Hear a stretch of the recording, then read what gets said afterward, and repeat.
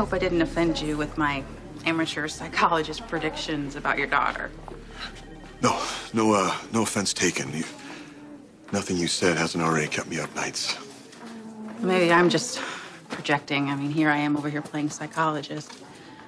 But, you know, I think Violet's gonna be just fine.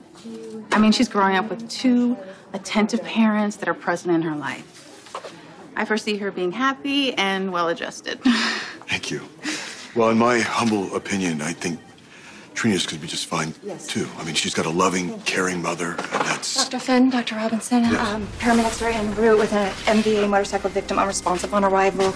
Breath sounds good, BP 90 over 60, pulse 110, possible head injury. How far out? 5 minutes. You okay? It's Jason Morgan.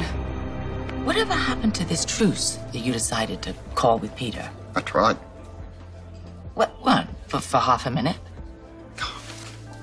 Come on. You know how I feel about this guy. You think any of that's changed, especially after this article on Holly? You've never given him a fair shake, have you? It's almost like you look for excuses to hate him at every turn, and now you're using Holly's death as an excuse? It's pathetic.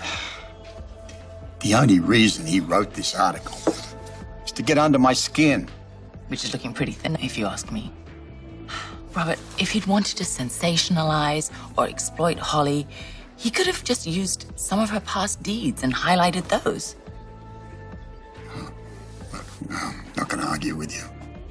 A lot of what she did is left up to interpretation, but... He could have handed the piece to an underling to write, who might have skewered Holly. But no, he did it himself and he spun it in her favor.